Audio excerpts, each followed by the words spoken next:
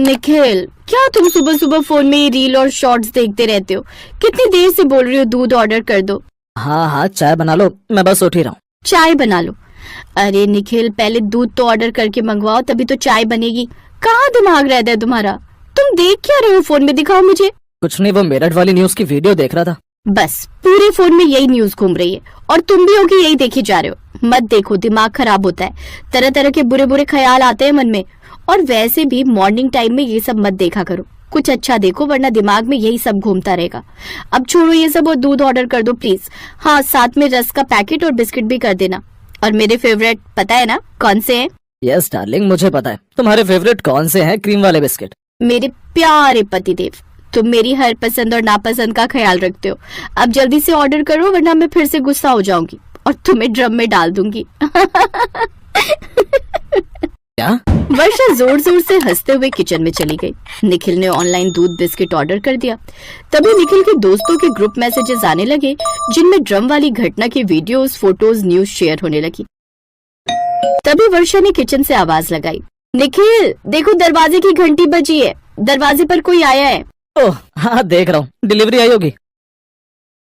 निखिल ने ऑर्डर लिया और कुछ देर बाद रेडी होकर ऑफिस चला गया। एक दिन शाम को जब निखिल ऑफिस में लंच कर रहा था, तभी उसका दोस्त उसके पास आया। वो बड़ी परेशानी में था। क्या हुआ अजय, तू इतना सुस्त क्यों है और घबराया हुआ भी है? क्या ही बताऊं, मेरी बीवी कल शाम एक नीला ड्रम खरीद कर आई है।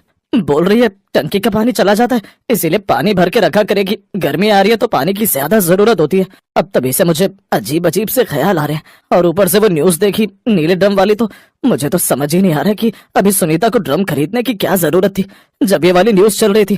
पागल है क्या? खरीद लिया होगा।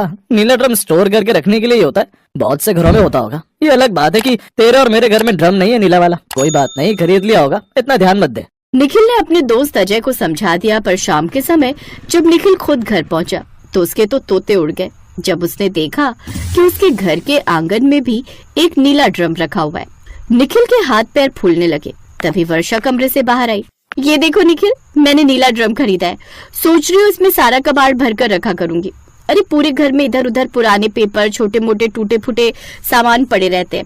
अब ये एक जगह बना दूंगी, जो भी चीज हो अपनी तुम इसमें भर दिया करना, फिर कबाड़ी वाला आएगा तो हम उसे बेच दिया करेंगे। आज से पहले तो तुम्हें कभी नीले ड्रम की जरूरत नहीं पड़ी, अचानक से कबाड़ रखने की जरूरत कैसे पड़ गई? और नीला ड्रम ही क्यों? कोई बास्केट या पुराने बैग में भी तो रख सकती थी। नीले ड्रम में कबाड़ क्यों रखना? अरे बाजार गई थी, पसंद आ गया तो ले लिया, इसमें इतने सवाल करने की क्या जरूरत है? एक नीला ड्रम ही तो है, इसमें इतना घबराने की क्या बात है?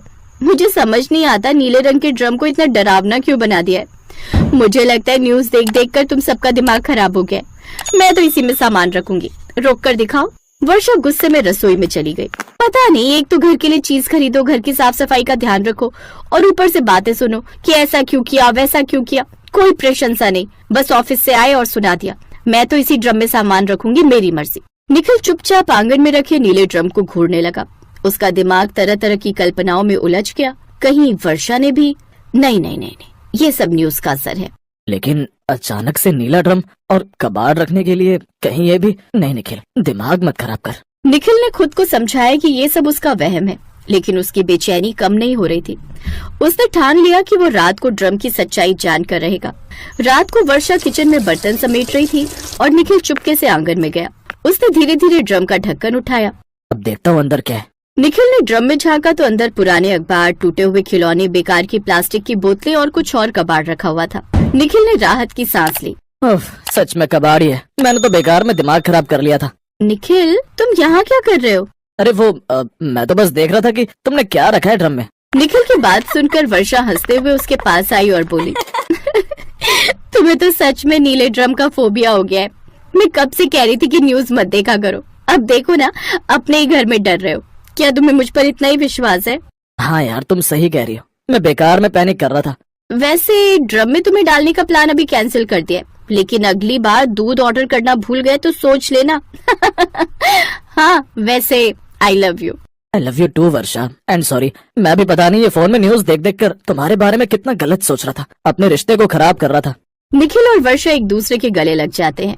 निखिल ने ठान लिया कि वो न्यूज और बेकार की अफवाहों से दूर रहेगा। उसने दोस्त को भी समझाया कि बिना मतलब डरने की जरूरत नहीं है।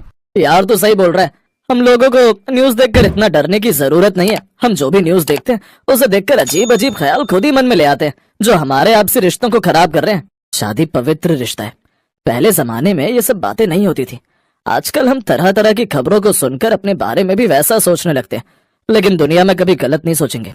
तो हमें सामने वाले के बारे में भी सोचना चाहिए कि हर कोई मुस्कान और साहिल की तरह दरिंदा नहीं होता, जो सौरभ जैसे एक बेकसूर और इतना प्यार करने वाले लड़के को पल भर में मार दे।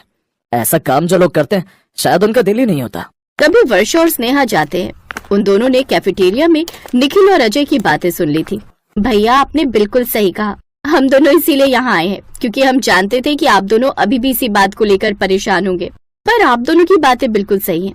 कम से कम आपने इस बात पर यकीन तो किया कि हर लड़की मुस्कान और हर लड़का साहिल नहीं होता। रिश्तों में विश्वास जरूरी है। पति पत्नी का रिश्ता प्यार और विश्वास की नींव पर टिका होता है। अजय, अब आप भी मन से सारे बुरे ख्याल निकाल दीजिए।